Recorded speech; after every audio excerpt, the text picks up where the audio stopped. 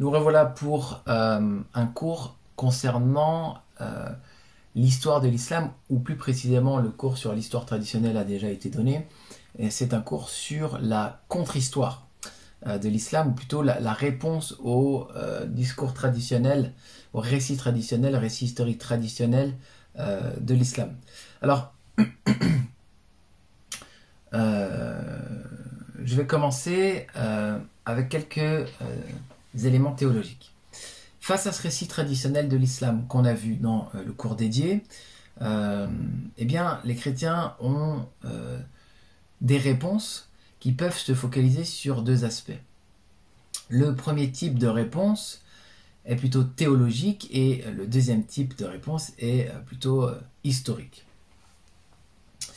En gros, l'histoire de l'islam, je vous rappelle, nous apprend que Mohammed a reçu une révélation au 7e siècle d'un ange Djibril alors qu'il était illettré et qu'il vivait dans le désert d'Arabie. Il a reçu cette révélation envoyée par un ange à l'âge de 40 ans et puis ça a débouché sur la naissance d'une religion qui s'est répandue et qui a connu une expansion fulgurante pendant les siècles qui ont suivi, et tout ceci à partir d'un homme dans le désert et de quelques tribus arabes qui étaient plongées dans la jahiliya, l'ignorance du polythéisme pré-islamique. Donc voilà, face à ce récit, eh bien, le réflexe chrétien a toujours été la prudence, parce qu'il y a une conception théologique dans la foi chrétienne qui est de justement rejeter les prédications qui seraient contraires à l'évangile et qui seraient des faux évangiles en quelque sorte. Et le mode de révélation via un ange renforce en fait la défiance des chrétiens, puisqu'il est écrit dans l'épître aux Galates, dans la Bible, au chapitre 1, à partir du verset 6, on lit « Je m'étonne que vous vous détourniez si promptement de celui qui vous a appelé par la grâce de Christ pour passer à un autre évangile. » Non pas qu'il y ait un autre évangile, mais il y a des gens qui vous troublent et qui veulent renverser l'évangile de Christ, mais quand un ange du ciel annonçait un autre évangile que celui que nous avons prêché, qu'il soit maudit. Nous l'avons dit précédemment, et je le répète à cette heure, si quelqu'un vous annonce un autre évangile que celui que vous avez reçu, qu'il soit maudit. Et donc, ici, il y a l'annonce la consigne de rejet et de refuser tout autre évangile. Alors, je rappelle que le Coran dit être une bonne annonce, une bonne nouvelle, et que, globalement, les musulmans interprètent le Coran comme ayant une autre conception de Jésus, à la fois sur sa personne, qui n'est plus Dieu fait homme, mais aussi sur son œuvre expiatoire, puisqu'il n'est pas allé à la croix pour mourir pour nos péchés. Et donc, il y a là, évidemment, un conflit fondamental. Donc là, on va rester un petit moment dans la question théologique, et puis après, on va parler de la question historique. De la même manière, et on l'avait déjà vu, dans 2 Corinthiens 11, il est écrit « Car si quelqu'un vous prêchez un autre Jésus que celui que nous avons prêché, ou vous recevez un autre esprit, car si quelqu'un vient vous prêcher un autre Jésus que celui que nous avons prêché, ou si vous recevez un autre esprit que celui que vous avez reçu, ou un autre évangile que celui que vous avez embrassé, vous le supportez fort bien. Or j'estime que je n'étais en rien inférieur à ces apôtres par excellence. » Et donc là, c'est l'apôtre Paul qui dit, comme une critique à quelques communautés, vous acceptez un autre Jésus que celui que nous vous avons prêché. C'est grave en fait. Et évidemment, le Jésus de l'islam n'est pas le Jésus de la Bible, le Jésus prêché par l'apôtre Paul, et donc nous devons entendre en tant que chrétiens là une consigne de ne pas suivre cette prédication d'un autre Jésus, ni même d'un autre ange, puisque le même Paul dans 2 Corinthiens 11, 14 dit que ce n'est pas étonnant, puisque Satan lui-même se déguise en ange de lumière. Il n'est donc pas étrange que des ministres aussi se déguisent en ministres de justice. Et donc, il y a cette idée, cette suspicion que Satan pourrait être vers une autre prédication que celle des apôtres, que celle de Jésus, qu'il y aurait d'autres ministres qui ont l'air pleins de justice, mais qui ne le sont pas puisqu'ils apportent une autre prédication. Ça va donner une tonalité au refus de l'islam dans la foi chrétienne. Et dans cette perspective, en fait, mettons les deux pieds dans le plat, disons-le franchement, l'islam est une religion donc antéchrist, hein, et tous les exploits qui se présentent comme venant de Dieu sont en fait des prodiges suscités par le diable, ou bien, alors ça c'est pour une version spiritualisante, ou bien ce ne sont que des légendes forgées, pour une version moins spiritualisante de la critique de l'islam. Et le Coran lui-même bénéficie pour un certain nombre de croyants eh bien d'une connaissance peut-être plus élevée que la connaissance humaine, mais qui pourrait être tout à fait une connaissance venant d'un ange déchu, de démons ou du diable. Il est aussi intéressant, au regard de cette histoire traditionnelle, de cette histoire qui met en avant un monothéisme pur, un monothéisme qui aurait renversé les idoles arabes, qui aurait rétabli un culte unique à la Kaaba, de lire aussi ce que les pères de l'Église, tels Irénée de Lyon aussi, qui était Polycarpe, qui était disciple de Polycarpe de Smyrne et disciple de l'apôtre Jean, ont pu dire. Irénée, des siècles avant l'islam, du coup, va parler de la figure de l'Antéchrist, et il dit l'apostasie de... dans un chapitre qui s'appelle l'apostasie de l'Antéchrist et sa prétention à être adoré comme Dieu dans le temple de Jérusalem, il dit non seulement par ce qui vient d'être dit, mais encore par les événements qui auront lieu au temps de l'Antéchrist, il apparaîtra que le diable veut se faire adorer comme Dieu, alors qu'il n'est qu'un apostat et un brigand, et se faire proclamer roi, alors qu'il n'est qu'un esclave. Car l'Antéchrist, après avoir reçu toute la puissance du diable, viendra non comme un roi juste, ni comme soumis à Dieu et docile à sa loi, mais en impie et en effréné, comme un apostat, un injuste et un meurtrier, comme un brigand, récapitulant en lui toute l'apostasie du diable. Il jettera bien à bas les idoles pour faire croire qu'il est Dieu, mais il se dressera lui-même comme l'unique idole qui concentrera en elle l'erreur multiforme de toutes les autres idoles, afin que ceux qui adoraient par l'entremise, par le truchement d'une multitude d'abominations, le servent par l'entremise de cette unique idole. C'est de cet antéchrist que l'apôtre dit dans sa deuxième épître aux Thessaloniciens, car il faut que vienne d'abord l'apostasie et que se révèle l'homme de péché, le fils de la perdition, l'adversaire, celui qui s'élève au-dessus de tout et qui s'appelle Dieu ou de tout ce qui s'appelle Dieu ou objet de culte, jusqu'à siéger en qualité de Dieu dans le temple de Dieu et en se donnant lui-même comme Dieu. Donc 2 Thessaloniciens 2, 3, 4. L'apôtre indique donc, et dit Irénée, de façon évidente, et l'apostasie de l'Antéchrist et le fait qu'il s'élèvera au-dessus de tout ce qui s'appelle Dieu ou objet de culte, c'est-à-dire de toute idole, car ce sont là bien des êtres qui sont dits Dieu par les hommes, mais ne le sont pas, et qu'il tentera d'une manière tyrannique de se faire passer pour Dieu. Donc il est intéressant de voir que la description qui est faite ici est quasiment une explication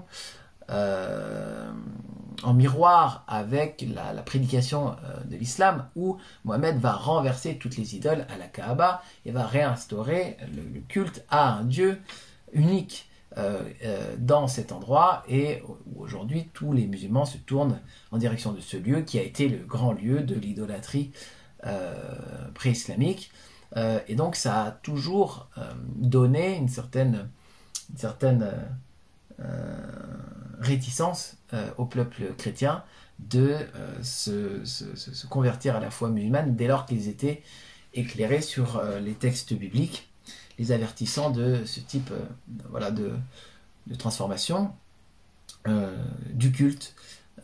Et dans Jérémie 25:6, il est écrit « N'allez pas auprès d'autres dieux, d'autres Elohim, pour les servir et pour vous prosterner devant eux. Ne méritez pas par l'ouvrage de vos mains je ne vous ferai aucun mal, et on entend souvent la critique que Allah est un nom qui est en fait Eloah, qui est Elohim. Hein. Donc Eloah, c'est le pluriel, c'est le singulier d'Elohim, et Elohim, c'est le pluriel, et Allah est un dérivé d'Eloah. Et donc, dans la formule n'allez pas vers d'autres Elohim, eh bien c'est, autrement dit, n'allez pas vers d'autres Allah au singulier, et le vrai nom de Dieu, en plus de son nom commun Elohim, c'est le nom Yahvé, donc qui n'apparaît pas dans le Coran, et donc il y a une réticence à croire qu'il y a une véritable identification au vrai Dieu, bien qu'évidemment le Coran parle d'Allah comme étant le Dieu d'Abraham, d'Isaac et de Jacob, etc. Irénée dit encore, en outre, il faut connaître une chose que nous avons abondamment démontrée, à savoir que le temple de Jérusalem avait été bâti conformément à une prescription du vrai Dieu, car l'apôtre lui-même, parlant en son propre nom, l'appelle proprement temple de Dieu. Or, nous avons montré dans le 3e livre que nul autre n'est appelé Dieu par les apôtres, parlant en leur propre nom, hormis le vrai Dieu, le Père de notre Seigneur. Donc déjà là, il est question du Père, que va nier le Coran nie que Dieu soit Père. C'est donc sur son ordre qu'avait été bâti le temple de Jérusalem, pour les motifs que nous avons dit antérieurement, et c'est précisément dans ce temple que siégera l'adversaire, lorsqu'il tentera de se faire passer pour le Christ, selon ce que dit aussi le Seigneur, quand vous verrez l'abomination de la désolation dont a parlé le prophète Daniel, dressée dans le lieu saint, que celui qui lit comprenne, alors que ceux qui seront en Judée s'enfuient dans les montagnes, celui qui sera sur la terrasse ne descende pas prendre quelque chose dans sa maison, car il y aura alors une grande tribulation, telle qu'il n'y a pas eu depuis le commencement du monde et jusqu'à présent. Matthieu 24, 15, 17.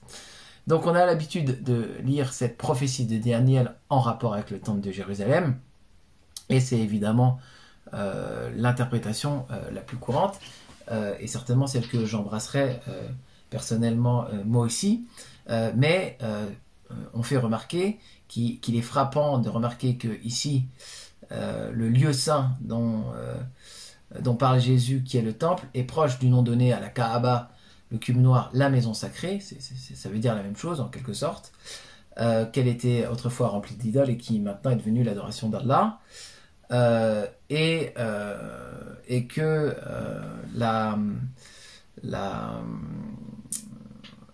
la foi musulmane, vous le savez, a érigé une grande partie de sa doctrine en référence à ce qui s'est passé sur le mont du Temple. Et il y a aujourd'hui le 3e lieu saint de l'islam, le dôme du rocher, la mosquée Al-Aqsa. À cet endroit-là, je vais revenir sur les raisons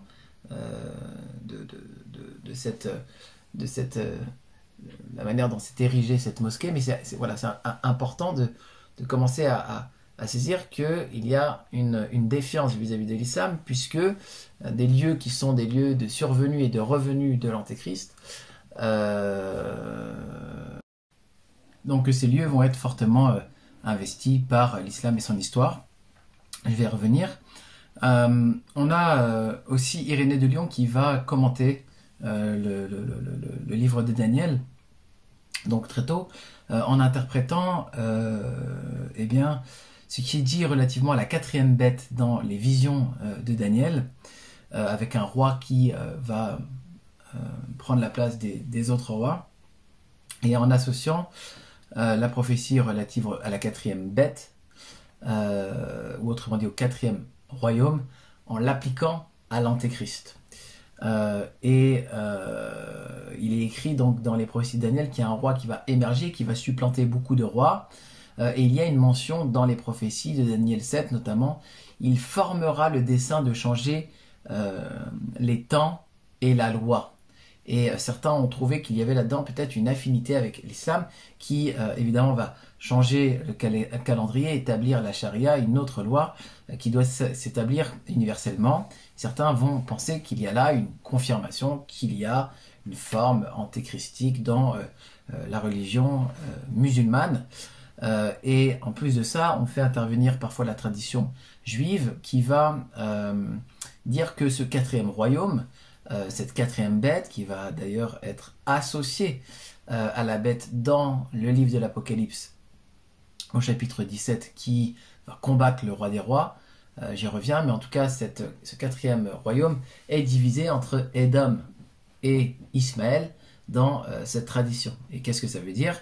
Ça veut dire donc entre les musulmans et peut-être les Romains, l'Occident.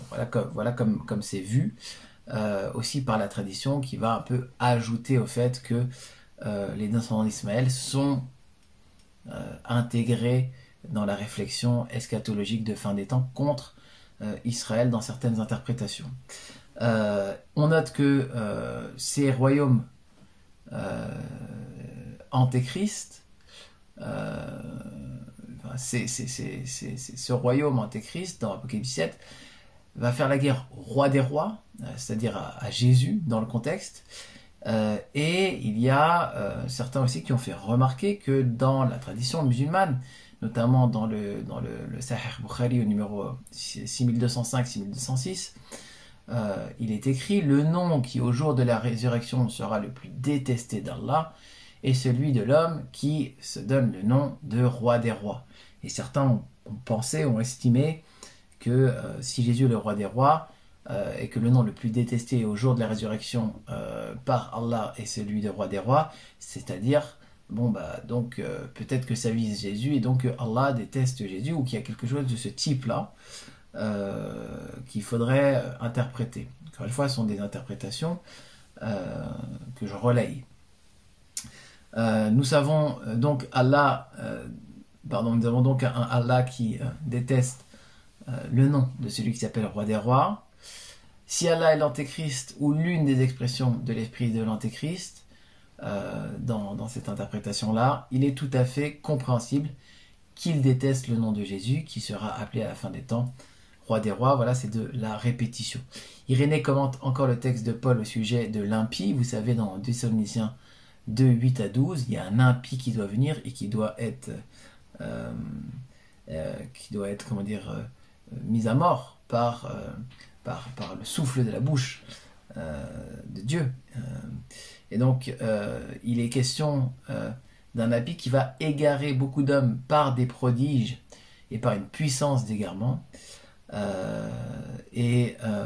Certains vont aller jusqu'à dire que les miracles qui sont relatifs à Mohammed, parce que Mohammed a fait différents miracles, je vous en cite quelques-uns. Il aurait coupé la lune en deux avec son doigt, de l'eau aurait jailli du milieu de ses doigts, il aurait rétabli par exemple un œil dans son orbite d'un compagnon après qu'il ait été arraché.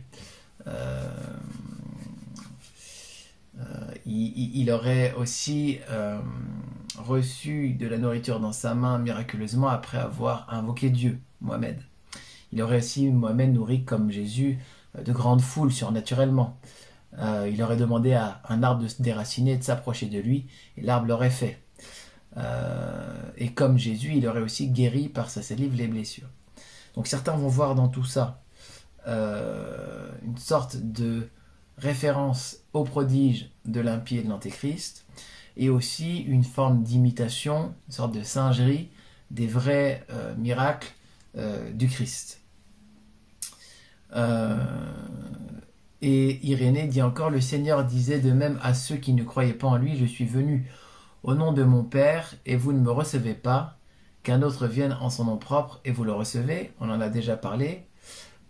Et il va dire un peu plus tard, par ce mot autre, il entendait l'antéchrist parce qu'il est étranger à Dieu. C'est lui aussi qui est ce juge unique dans Luc 18,6, dont le Seigneur a dit qu'il ne craignait par Dieu et ne faisait aucun cas des hommes, et vers lequel se réfugie la veuve oublieuse de Dieu, c'est-à-dire la Jérusalem terrestre, pour réclamer vengeance de son ennemi. C'est précisément ce que fera l'Antéchrist. Au temps de son règne, il transportera sa royauté dans Jérusalem et siégera dans le temple de Dieu, persuadant insidieusement à ses adorateurs qu'il est le Christ.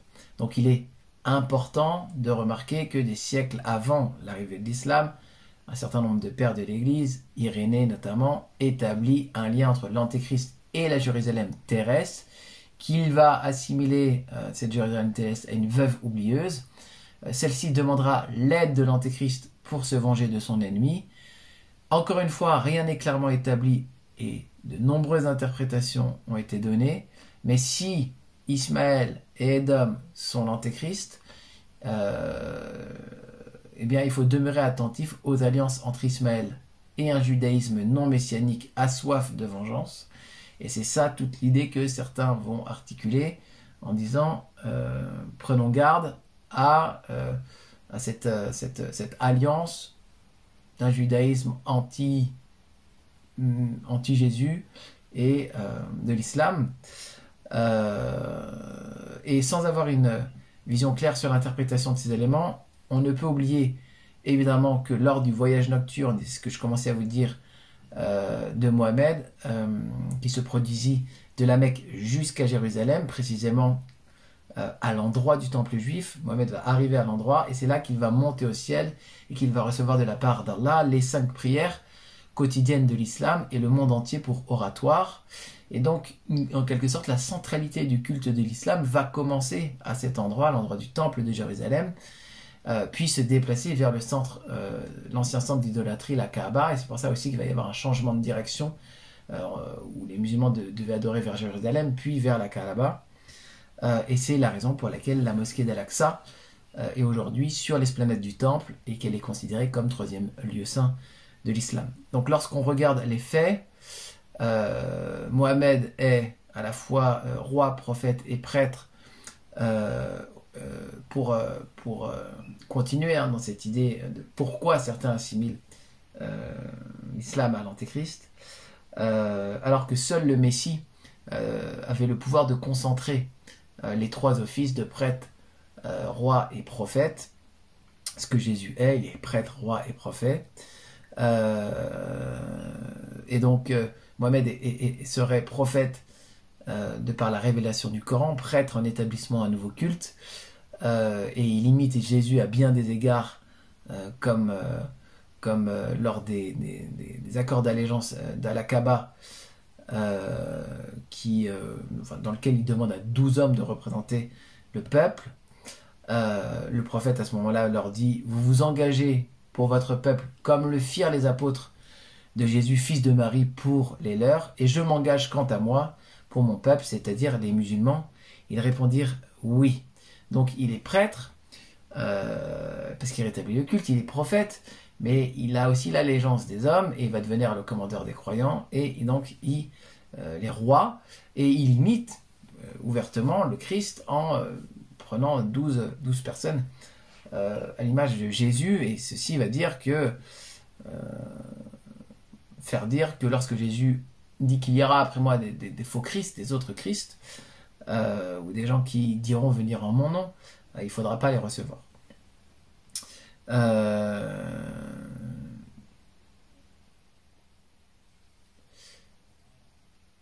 On a encore quelques arguments avant d'arriver à la question plus historique, toujours en lien avec les éléments sur l'aspect théologique. Irénée commente encore le livre de Daniel avec ces mots: c'est pourquoi Daniel dit encore: le sanctuaire sera dévasté, le péché a remplacé le sacrifice et la justice a été jetée par terre. Il a fait cela et cela lui a réussi. Daniel 8, 11, 12. Et l'ange Gabriel, expliquant à Daniel les visions, disait de ce même antéchrist: à la fin de leur règne se lèvera un roi impudent, le visage et habile à saisir les problèmes. Sa force sera considérable, il fera de prodigieux ravages, réussira dans ses entreprises, fera périr les puissants, et le peuple salue. Le joug de son carcan s'affermira, la ruse sera dans sa main et s'enorgueillira dans son cœur. Par la ruse, il fera périr beaucoup de gens et dressera pour la perte d'un grand nombre. Il les brisera de sa main comme des œufs. Et certains pensent que tous ces éléments pourraient s'attribuer à l'histoire de l'expansion de l'islam. Il est écrit dans la suite: l'ange indique encore le temps de sa domination tyrannique, temps durant lequel seront persécutés les saints qui offrent à Dieu un sacrifice pur. À la moitié de la semaine, dit-il, cesseront mon sacrifice et ma libation, et dans le sanctuaire sera l'abomination de la désolation, et jusqu'à la consommation du temps, la consommation sera donnée par-dessus la désolation. La moitié de la semaine, ce sont 3 ans et 6 mois. Et donc, je ne vais pas du tout m'avancer dans le calcul des temps. Je ne suis même pas sûr du tout que ça corresponde à l'islam. Je pense même que ce n'est pas le cas. Mais peu importe mon avis, certains vont voir en tout cas dans la figure antéchristique une force qui s'affermit, qui avance, qui détruit les rois, qui prend... qui va détruire beaucoup, enfin qui va faire tomber beaucoup de puissants et de puissances, et vont mêler ces éléments à l'expansion de l'islam. Irénée nous dit en filigrane qu'il y a dans Daniel 2 royaumes, 2 peuples, le royaume de Dieu dont le peuple reconnaît Dieu comme son Père, et le royaume du diable qui pensera adorer Dieu tout en adorant celui qui récapitule en lui toute l'erreur diabolique, c'est-à-dire l'antéchrist. Un dernier élément théologique marquant, eh bien, c'est la prophétie faite à Mohamed, dont le récit est donné dans le recueil de hadith de Al-Bukhari numéro 4, pardon. Il écrit « Quand je marchais, dit le prophète, j'entendis une voix venant du ciel. Je levai alors les yeux et je vis l'ange qui était venu me trouver à Hira, la grotte où il avait reçu la première révélation. Il était assis sur une chaire, ou sur une chaise, ou sur un trône, un kursi en arabe, entre ciel et terre. Terrifié à cette vue, je rentrai chez moi en criant « Enveloppez-moi, enveloppez-moi ». Alors Allah me révéla ces versets « Ô toi qui es enveloppé, lève-toi et avertis, et poursuis jusqu'à ces mots. Fuis l'abomination. » Après cela, la révélation reprit avec ardeur et se poursuivit sans interruption. Donc, Mohamed va avoir une première fois les révélations par l'ange, il y aura une interruption, puis la révélation va reprendre une fois, et il va voir, en fait, un ange assis sur une sorte de trône, une chaise, une chaire entre ciel et terre, et puis après les révélations vont reprendre. Or, évidemment, cette histoire est étonnante, puisque si l'on regarde le background biblique, il n'y a aucun ange qui est assis sur un trône ou sur une chaise, et le seul ange, puisque dans la Bible c'est un ange, qui peut être associé à un trône, c'est le diable lui-même, puisqu'il est question du trône de Satan dans Apocalypse 2.13 et du trône du dragon, Apocalypse 13.2. Et ce dragon, justement, donne une grande puissance et une grande autorité à l'une des bêtes de l'Apocalypse, et la boucle est un peu bouclée avec cette idée qu'il y aurait une influence satanique avec un ange qui serait peut-être le diable et qui aurait donné une puissance au travers cette religion. Voilà pour, on va dire, une explication théologique qui exprime pourquoi, dans l'esprit de beaucoup de chrétiens, depuis le début de la venue de l'islam, il y a eu un réflexe d'associer l'islam à une religion antéchristique, avec à cela les critères même de l'antéchrist qui, il y en a plusieurs dans les épîtres de Jean, mais l'un d'eux c'est que qui est l'antéchrist? C'est celui qui nie Jésus venu en chair. Et donc si l'interprétation c'est que Jésus est Dieu fait chair, qu'il est l'éternel fait chair, alors l'islam niant l'incarnation pourrait être aussi concerné par cette parole. Voilà, donc un petit peu les éléments théologiques qui amènent à rejeter le récit traditionnel comme étant preuve que Dieu est derrière Mohamed, mais plutôt preuve d'une inspiration de l'ennemi des hommes. Et puis, le deuxième point, c'est la thèse historique alternative. C'est une seconde manière de regarder le récit traditionnel de l'islam. En fait, on ne regarde plus le récit traditionnel comme argent comptant, mais on regarde un récit alternatif que supposent les nouvelles recherches historiques. Alors là, on rentre dans une partie plus historique. Il n'y a pas de consensus parmi les chercheurs, mais je vais essayer de présenter quelques éléments vulgarisés, notamment par Audouin Lafontaine, mais pas seulement. Mais il explique, lui, que ce n'est que relativement récemment que l'on a appliqué la méthode historico-critique à ce récit traditionnel. Au fil du XXe siècle, des découvertes ont mis en cause le récit traditionnel, avec des éléments solides qui permettent de construire un récit alternatif à partir des différentes sources comme des pièces de monnaie, des vestiges archéologiques ou des textes. À partir de 1910, les travaux du père Henri Lamance expliquent que les sources islamiques ne sont pas fiables, leur vocation n'est pas l'objectivité, dit Audouin Lafontaine, historique, mais une intention politique pour justifier l'administration califale et soutenir le pouvoir en place. Puis à partir de 70 et jusqu'à nos jours, on voit une accélération des travaux qui remettent en cause ce récit traditionnel, notamment par l'étude de sources non islamiques juives et chrétiennes, qui éclairent le phénomène de l'expansion de l'islam.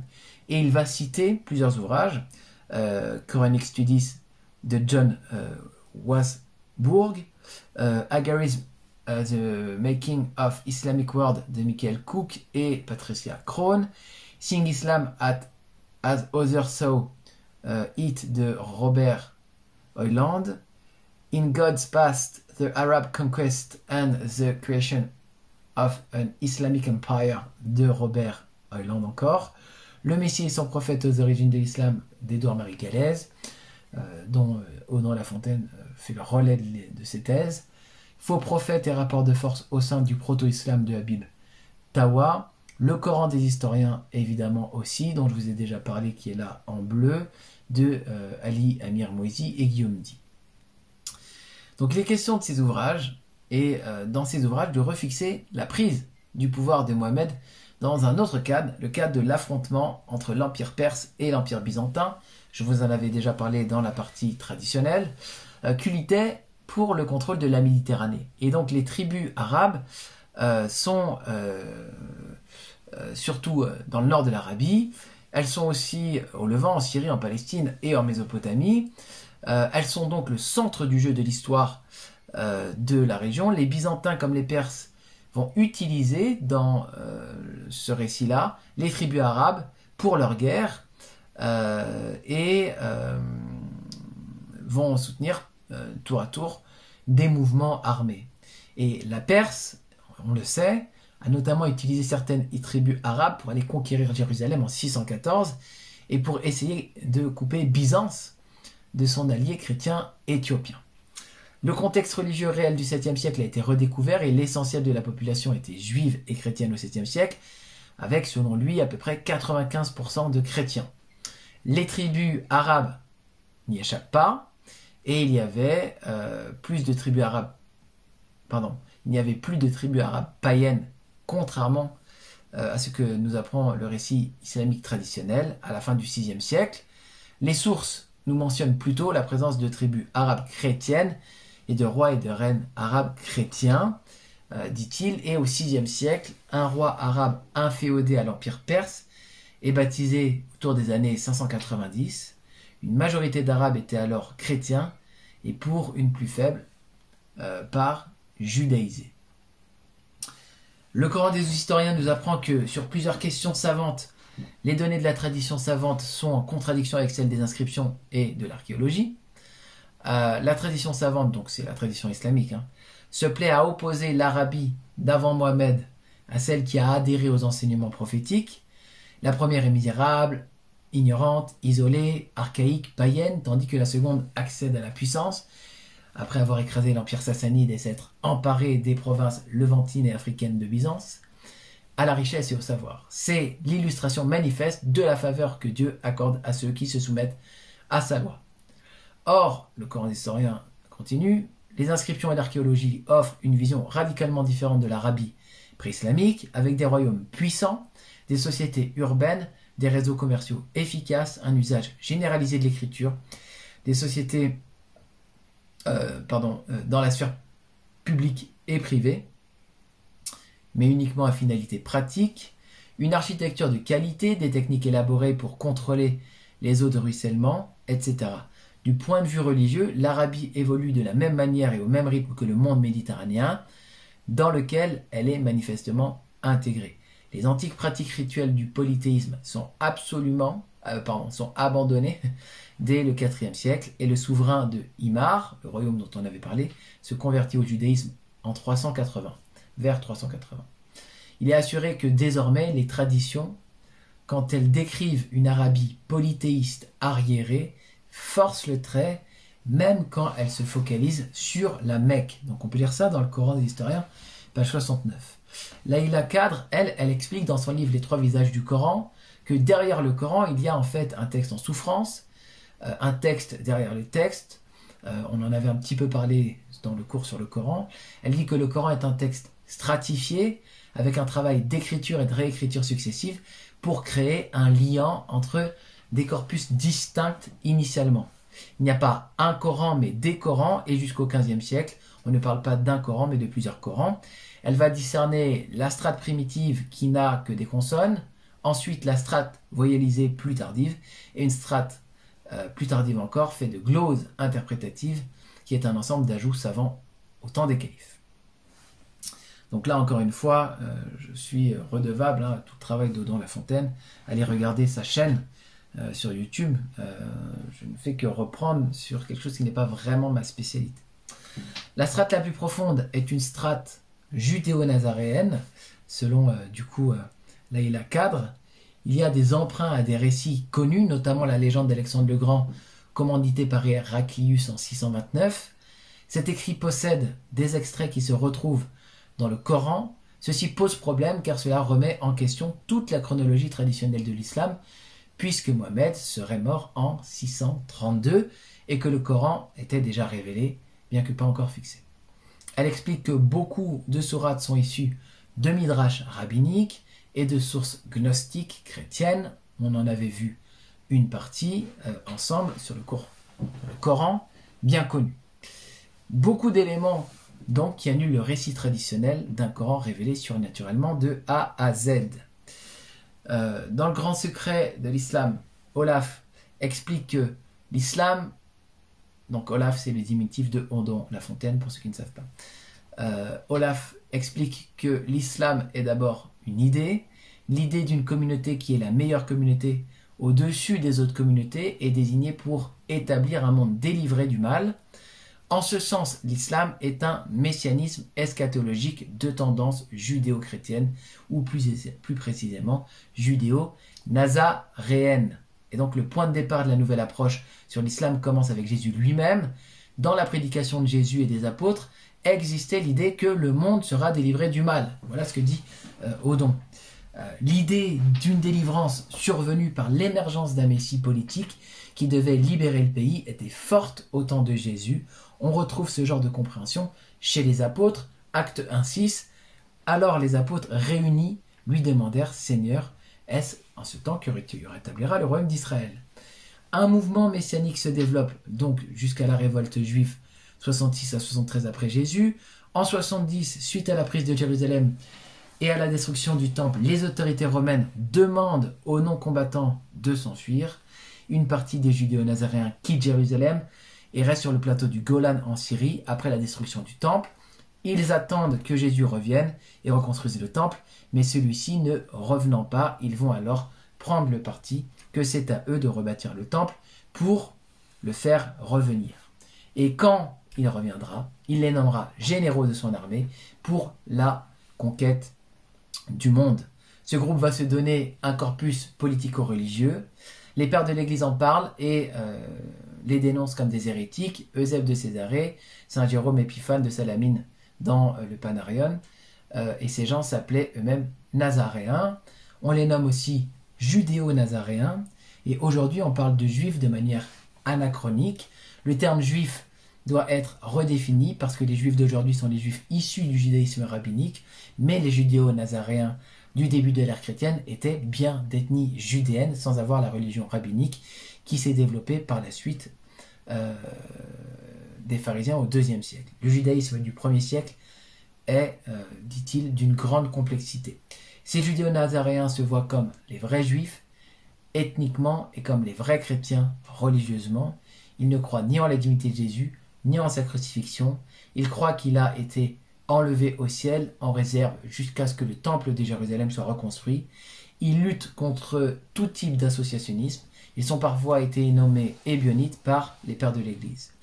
Et dans le Coran révélé par la théorie des codes de Jacques Walter, je vous avais parlé de cet ouvrage à un autre moment, il est montré que la première strate d'écriture du Coran n'a pas pour prédication l'affirmation d'un monothéisme, mais plutôt l'affirmation d'un antichristianisme de type associationniste. Et donc, dans son livre Le Grand Secret de l'Islam, Olaf déclare « Nous sommes maintenant au VIe siècle, intéressons-nous au groupe de judéo-nazaréens établis depuis longtemps en Syrie. Les découvertes archéologiques et les études historiques permettent de localiser leur foyer d'habitat, comme par exemple l'étude des toponymes de Syrie, qui ont conservé la mémoire des anciens habitants judéo-nazaréens, des noms encore en usage aujourd'hui comme Nassirié, Ansarié, Wadi an-Nassara, c'est-à-dire l'Oued des Nassara ou l'Oued des Nazaréens, ou encore le mont Nosaïris, mont des Nazaréens, indiquent leur présence ancienne.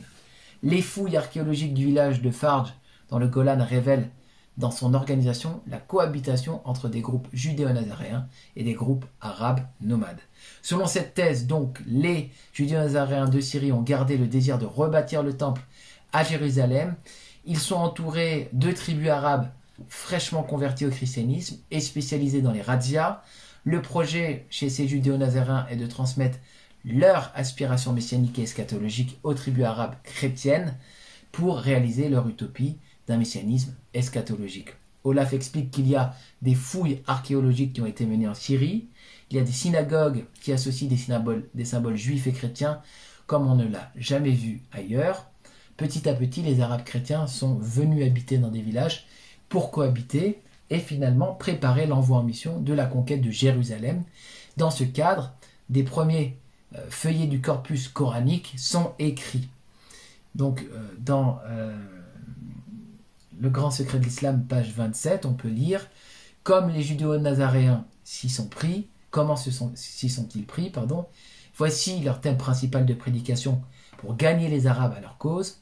Nous, judéo-nazaréens, sommes juifs, descendants d'Abraham, par son fils Isaac. Vous, Arabes, êtes descendants d'Abraham par Ismaël. Nous partageons donc le même illustre ancêtre qui se trouve être le fondateur de la vraie religion. Nous sommes cousins, nous sommes frères, nous formons une même communauté, une même Oumma. Nous devons donc partager la même vraie religion. Nous devons obéir aux mêmes lois issues des textes sacrés reçus de Moïse, la Torah, celle conservée au sein du milieu judéo-nazaréen, ce qui l'a peut-être fait évoluer différemment de celle des juifs rabbiniques.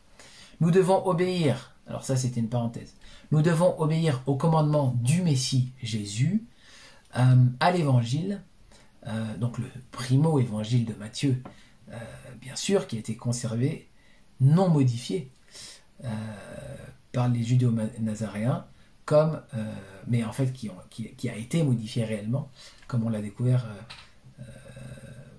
précédemment, donc il citait un autre passage de son texte. Nous devons donc porter le même projet de conquête de la terre promise de Jérusalem et de relèvement du temple. Vous, Arabes, vous devez donc nous faire alliance à nous, vos cousins, par le sang, et à nous, vos frères aînés, dans la vraie religion, et alors nous vous conduirons, et ensemble nous pourrons sauver le monde en faisant revenir Jésus sur terre et éradiquer le mal à la tête de nos armées. Et son retour fera de nous, fils d'Isaac, et de vous, fils d'Ismaël, ses élus, dans son nouveau royaume, son bras armé. Voici une formidable promesse messianiste. Faire allégeance aux judéo-nazaréens, adhérer au projet, c'est devenir soi-même un pur, un élu, en vue d'une rétribution toute terrestre, toute accessible dans le nouveau royaume du Messie, et au passage, sans doute, accumuler le butin au fil des conquêtes qui doivent mener jusqu'à Jérusalem. Donc les Nazaréens ont traduit leur lectionnaire composé de l'évangile de Matthieu, adultéré par sa conservation dans ce milieu-là, de la Torah, des apocryphes chrétiens et des commentaires, etc. Les pères de l'Église ont identifié cet évangile à l'évangile des Hébreux. Les judéo-nazaréens disposaient alors de petits feuillets de prédication qui vont jouer un rôle de premier ordre dans la formation du Coran. Mohammed est alors l'un des prédicateurs de ce mouvement judéo-nazaréen. Et Olaf continue. Quant à Mohammed, on ne sait rien de son année de naissance exacte. Il a dû naître à la fin du VIe siècle au sein de la tribu des Koraïchites, implanté dans la région de Latakié, en Syrie. Donc il va déplacer le lieu. Est-il né chrétien ou dans une famille déjà endoctrinée par les judéo-nazaréens? Nous ne le savons pas de façon certaine. L'endoctrinement semble avoir débuté vers la fin du VIe siècle. L'histoire musulmane a conservé du milieu propagandiste dans lequel il baigna des figures de religieux judéo-nazaréens plus ou moins symboliques, notamment Waraka, le fameux cousin de Khadija, ou Bahira, le fameux moine qui avait déclaré que Mohammed était un prophète annoncé dans les livres qu'il avait chez lui. Certains associés à la ville de Bosra, située sur le chemin de Yatrib, la ville oasis du désert de Syrie, siège d'une importante communauté judéo-nazaréenne. Dans cette ville de Bosra est également originaire un arabe converti au judéo-nazaréisme, Zayd ibn Thabit. Les traditions musulmanes disent qu'il a reçu un enseignement juif à Yatrib. Rompu à la lecture et à l'écriture du syriaque et de l'hébreu, Zayd jouera un rôle important de lien entre les communautés judéo-nazaréennes et arabes. Fidèle à la tradition koraïchite, le jeune Mohammed est alors marchand et trouve à s'employer auprès de Khadija, une riche veuve convertie au judéo-nazaréisme, si ce n'est judéo-nazaréenne elle-même. Parmi ces groupes mixtes, l'un en particulier attire l'attention à 30 km au nord-est de Latakié aujourd'hui, qui s'appelle Al-Ladikia. On trouvait encore vers 1920 les ruines d'un caravansérail, c'est-à-dire la base d'une tribu de nomades commerçants caravaniers. C'était Kouraïs, ou plutôt An al-Kouraïsi, le caravansérail des Kouraïs, encore mentionné dans la carte de Syrie réalisée en 1927 par René Dussault, sous le nom de Khan el-Kouraïsi, Kourachié, situé au bord de la rivière Naral Kouraïsi. Donc tout ça, c'est des reprises de Koraïch.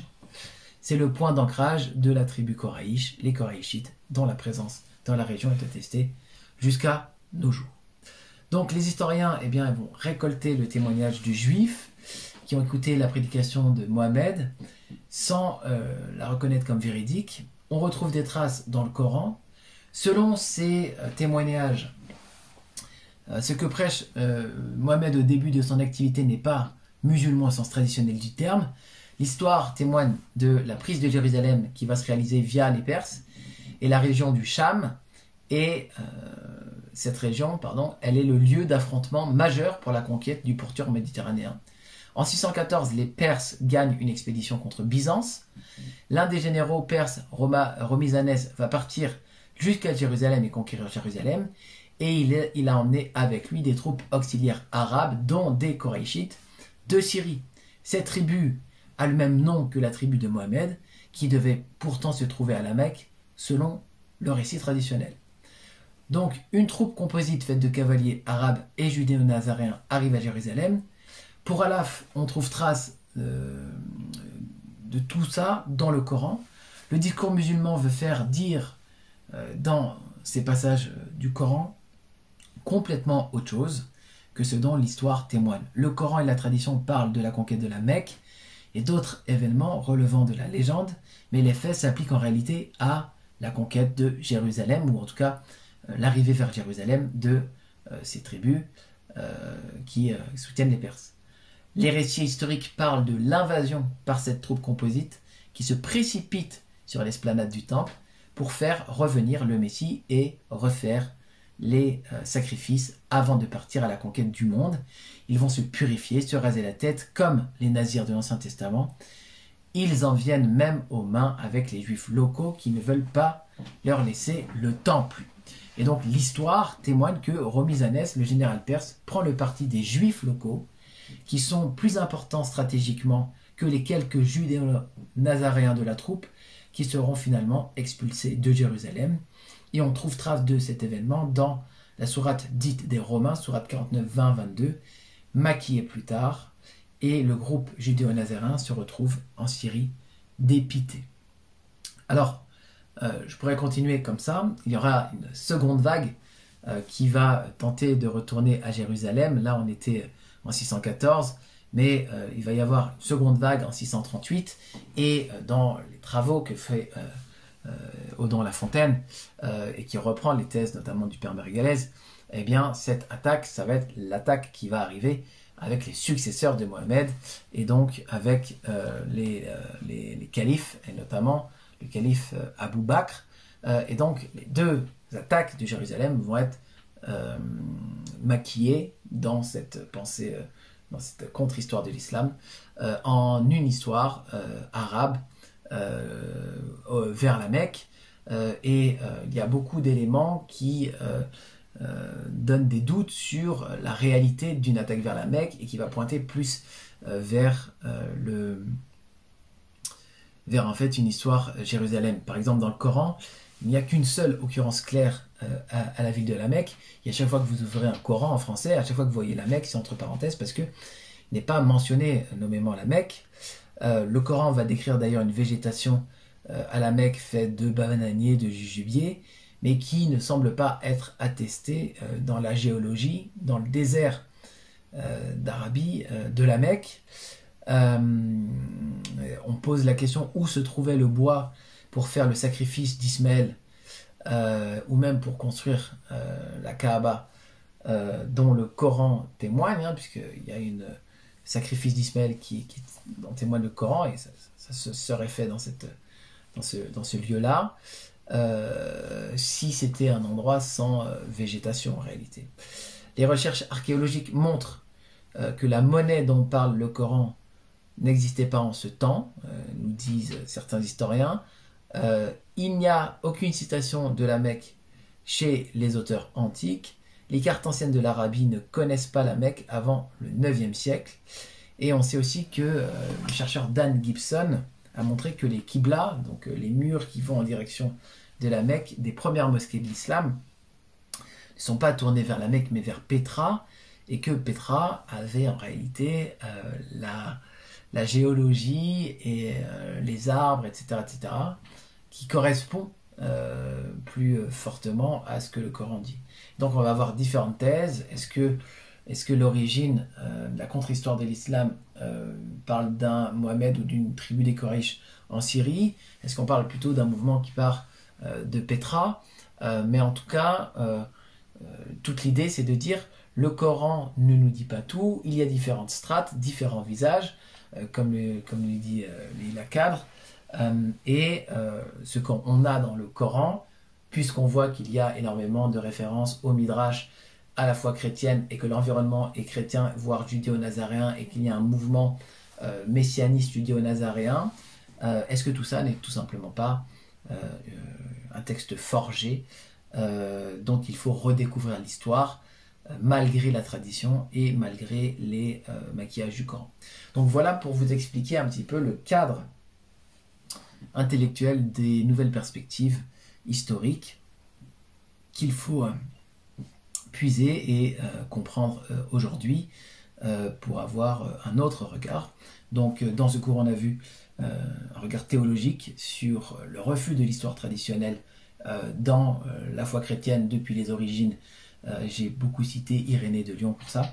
Et puis une contre-histoire de l'islam au travers notamment les travaux récents bien vulgarisés par Odon Lafontaine, notamment dans son livre que vous pouvez trouver gratuitement en ligne, Le Grand Secret de l'Islam. Voilà, j'espère avoir été clair et vous avoir été utile dans cette présentation. À bientôt, soyez bénis.